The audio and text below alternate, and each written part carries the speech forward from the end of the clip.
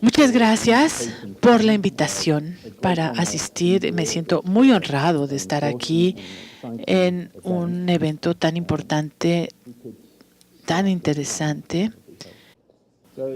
Así que hoy hablaré muy brevemente sobre la violencia juvenil y hablaremos de la prevalencia de las consecuencias y los factores de riesgo en la violencia entre los jóvenes de entre 10 y 29 años de edad, en términos de víctimas y también los autores de esta violencia que va desde las peleas hasta el homicidio. Es especialmente importante concentrarnos que después de la infancia, pues la adolescencia es el punto más importante del desarrollo en el curso de la vida humana. En este periodo existen grandes cambios biológicos, psicológicos y sociológicos, y sabemos que el cerebro de los jóvenes no han madurado completamente hasta que no llegan como a los 20 años, especialmente en lo que se refiere a la sexualidad y en la toma de riesgos. Por tanto, los jóvenes representan un alto riesgo de convertirse en víctimas y también en autores de la violencia. Desafortunadamente, pues no hay datos completos de una violencia no letal mundial. Así que, bueno, pues quisiera mostrarles las estadísticas en términos de homicidios en el mundo. Y vemos que una gran proporción de las víctimas del homicidio son jóvenes, la gran mayoría son hombres, varones, y vienen de países con bajos ingresos. Y como dice Rafael, bueno, pues el homicidio, bueno, pues es la punta del iceberg en cuanto a las encuestas de hospitalización, de atención médica. Y aquí podemos ver en términos de la hospitalización. Vemos que de la edad de 6 años el patrón es muy similar para la violencia no letal que la violencia letal. En términos de actos de violencia, pues en Estados Unidos podemos ver la curva de criminología que muestra que la violencia pues tiene un pico a finales de los primeros 20 años de vida y después comienza a reducirse. La estadística muestra que los hombres pues han sido arrestados más veces por todo tipo de violencia. Sin embargo, los registros oficiales de criminología pues nos da una gran cifra de crimen y violencia, y el estimado de la prevalencia de este tipo de cometer violencia pues aparecen en el estudio, y muchas veces son las mismas personas quienes comentan la violencia que han llevado a cabo, y nos muestra la gran variedad de datos que tenemos. Esto es en Pittsburgh, la encuesta solamente es de hombre, pero podemos ver que en la tercera década de vida, bueno, pues un 42% de muchachos, bueno, pues han hablado ellos mismos de la violencia. Es una cifra muy alta, muy sorprendente, y esto nos habla, pues, la prevalencia de la violencia en estos varones de estas edades.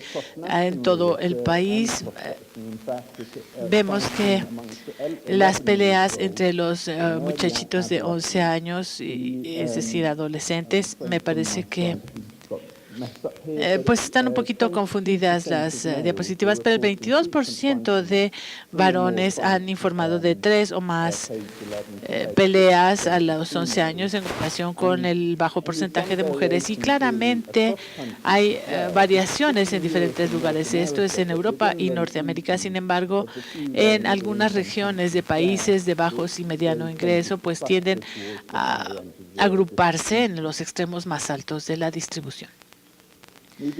Cuando hablamos de las consecuencias de la violencia juvenil, pues claramente a corto plazo y a largo plazo, pues son las causas de víctimas individuales, las lesiones que pueden ocurrir a estos niveles. Y bueno, pues estos columpios emocionales pueden llevar a una enfermedad mental, como se muestra en la parte del largo plazo.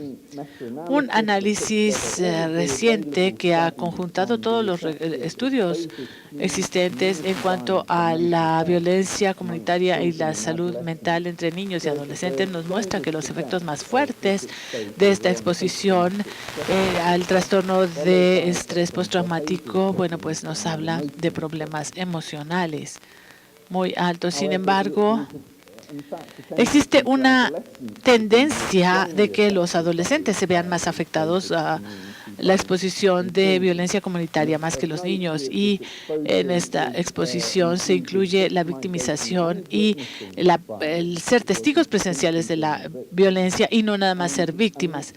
Y notablemente, bueno, pues el efecto más grande en la adolescencia son los problemas conductuales, es decir, un testigo de violencia ser testigo de la violencia tiene un efecto muy importante en un adolescente y en su salud mental.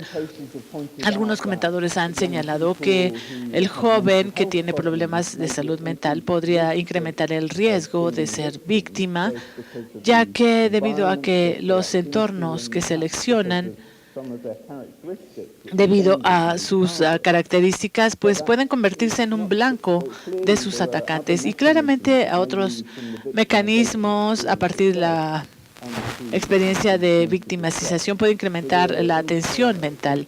Y aquí la complicación es un círculo vicioso que va de la victimización al estrés y a una victimización más alta.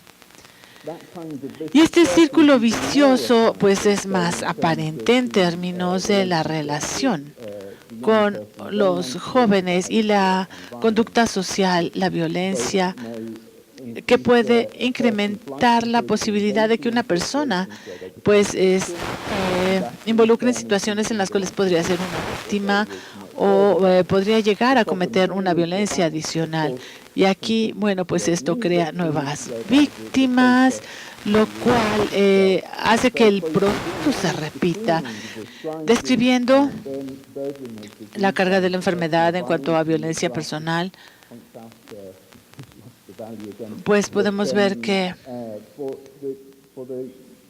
para el grupo de edad de 20 a 22 años, la violencia fue la tercera causa de muerte en todo el mundo. Me parece que son unas 5 millones de vidas perdidas alrededor de esa edad. El costo de la violencia total, pues no solamente para las víctimas en lo individual, sino también costos materiales y económicos, son cargas a los sistemas de salud, gastos en seguridad, y también costos judiciales, y también la calidad de vida para las víctimas o no víctimas, y la calidad también de vida para la sociedad. Suárez ha estimado que la calidad de vida pues está dentro del mismo orden de magnitud en términos monetarios y costos materiales. Aunque esto, pues una estadística ya antigua, podemos ver que este material pues nos muestra el costo de la violencia en los países latinoamericanos. Podemos ver que es bastante grande, como lo comentaron esta mañana. Los factores de riesgo pues son variables, incrementan la probabilidad de que el joven cometa violencia, y no hay un factor de riesgo único. Y los factores de riesgos, bueno, pues están anidados en diferentes niveles de influencia. A nivel individual, la violencia y la práctica psicológica predispone a la gente, a lo joven, a la violencia. Y esto tal vez tenga una interacción en aquello que se relaciona con las relaciones del joven, la familia, la comunidad, los amigos, los pares, la comunidad en la cual vive. El primer punto que quiero señalar sobre la práctica individual de la violencia es, pues, lo que se ha obtenido de estudios adoptados, que habla de una conducta no social de la gente. Y esto lo explica la genética. Sin embargo, el otro lado de la moneda es que sabemos con certeza que el entorno tiene un efecto predominante para explicar la conducta antisocial. Y esto, pues, nos lleva a las oportunidades de intervención. La genética, pues, podría hablar, ¿no?, de las oportunidades que da la vida, y el entorno, pues, se refiere más bien a las opciones que tomamos. En términos de los aspectos de predicción para cometer la violencia, podemos ver algunos estudios que comparan el autorrespeto a nivel individual entre hombres, quienes son violentos y quienes no son violentos. Podemos ver que los hombres violentos están expuestos a prácticas más a nivel individual que sus contrapartes. Y pues esto nos lleva a muchas teorías sobre cómo suceden estos efectos, o como el respecto de la violencia está entre los factores de riesgos. Pero bueno, estos son algunos mecanismos clave, ¿no? Autocontrol, la baja entidad o empatía. También los predictores de familia.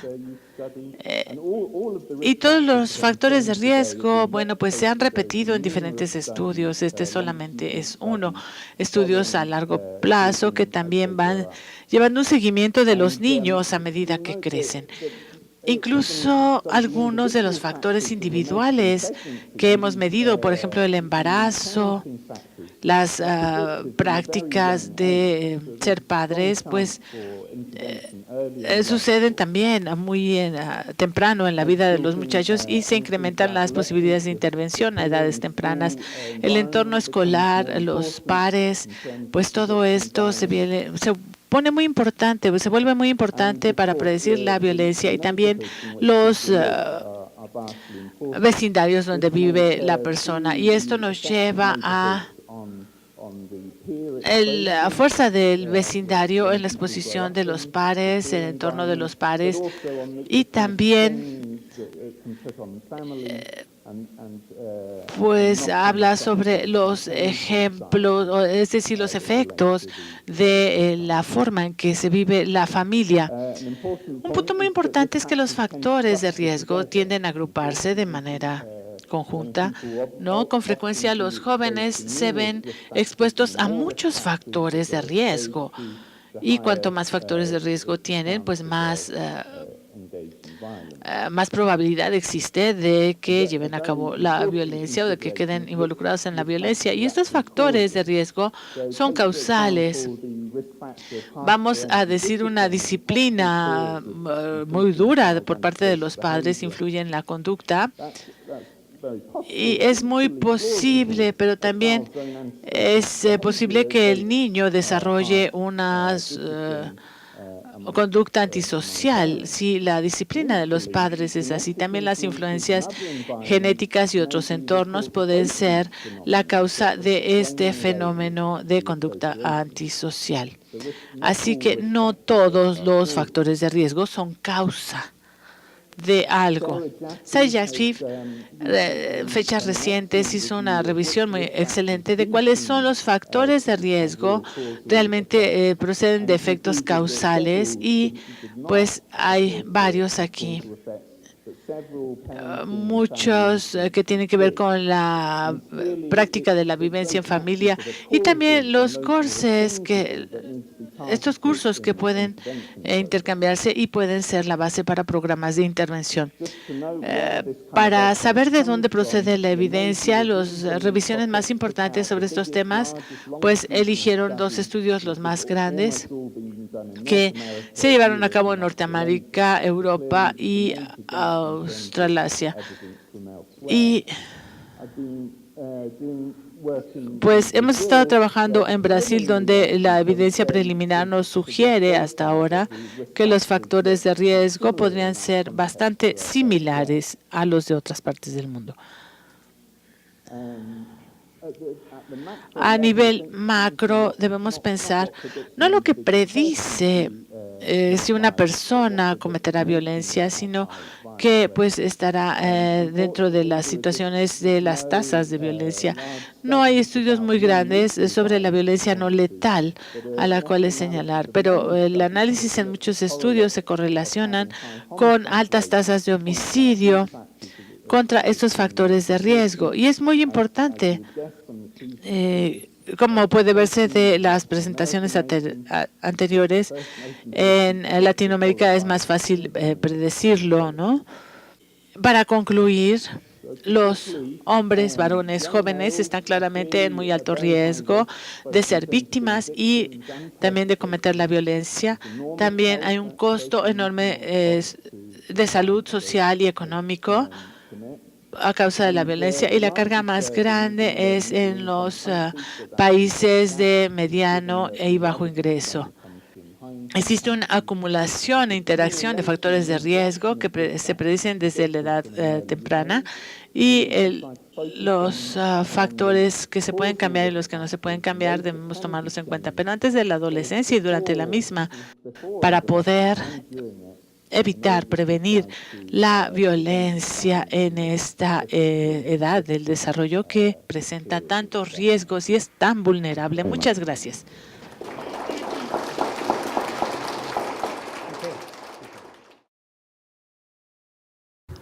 Gracias por su presentación.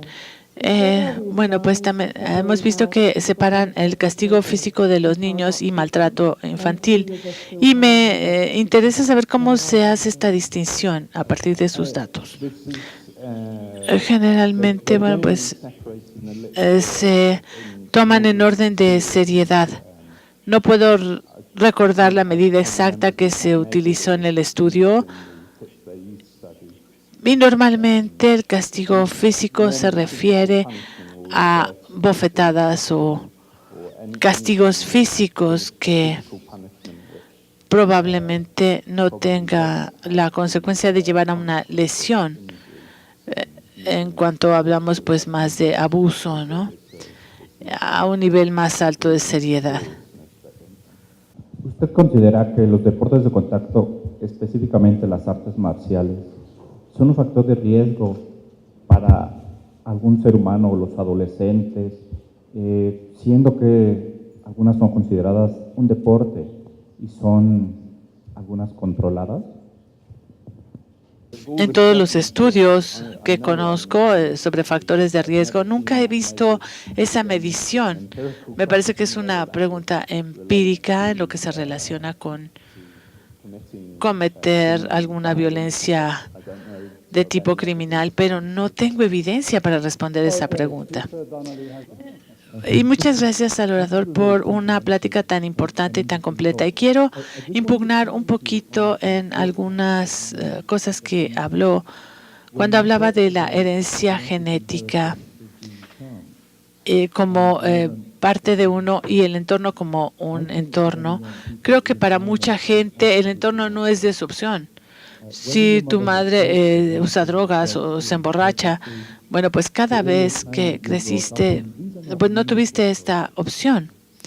Entonces, me parece que, bueno, pues yo sé que se utilizó esta abreviatura, digamos, para una plática tan corta, pero me parece que es importante tomar en cuenta estas cuestiones de manera similar en lo que se refiere a la cuestión genética como una oportunidad. Me parece que pues una mala guía y va más allá de lo que nos dice la evidencia genética.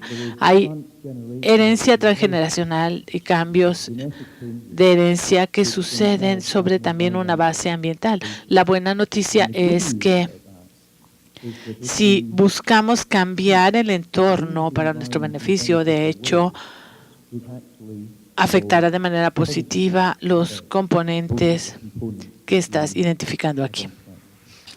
Bueno, es un punto muy importante y básicamente estoy de acuerdo contigo y creo que debí haber sido más claro en este asunto. Cuando hablo yo de opciones, no hablo de la opción del joven. El entorno es algo que todos creamos desde el jovencito hasta los legisladores que estamos aquí. Entonces, es en este sentido en el que yo quise utilizar la palabra. En cuanto al segundo punto que refieres, bueno, pues recientes estudios genéticos muestran que el entorno puede influir, de hecho, en el efecto genético. Yo no soy experto lo suficientemente como para confirmarlo o negarlo, pero sí me interesaría ver qué se puede obtener en este campo en términos de cómo los efectos genéticos propios pueden verse influenciados por el entorno, que bueno, tal vez no lo esperaría, pero me parece que sería así. Hola, Lorraine. Trabajo con política social en la Universidad de Lancashire. Y muchas gracias por la presentación, que fue muy interesante. Y quiero ver lo que se refiere a las implicaciones de política. Y quería preguntarle si estaría usted de acuerdo que el peso de la evidencia es que los niños son más victimizados que las personas que cometen actos de violencia. Y el problema de los niños es grande en términos que debemos tomar su victimización de manera muy seria. Y esto sucede mucho en cuanto a la criminología infantil. Esto tiende a subestimar la victimización de los niños porque mucho de ello no toma en consideración los estudios extensos globales sobre las experiencias infantiles con base en poblaciones. Entonces, quisiera conocer sus puntos de vista sobre las políticas. Me parece que es un punto excelente y trato de enfatizar que sí, ciertamente los jóvenes pues están en gran riesgo tanto de ser víctimas como de cometer actos de violencia. Y de manera similar existe el potencial de la barrera psicológica que reforzamos entre ambos. Y las cuestiones de política me parece que proceden de analizar los factores de riesgo de todos los diferentes niveles para tratar de apoyar a los jóvenes, sus familias y los entornos en los cuales viven.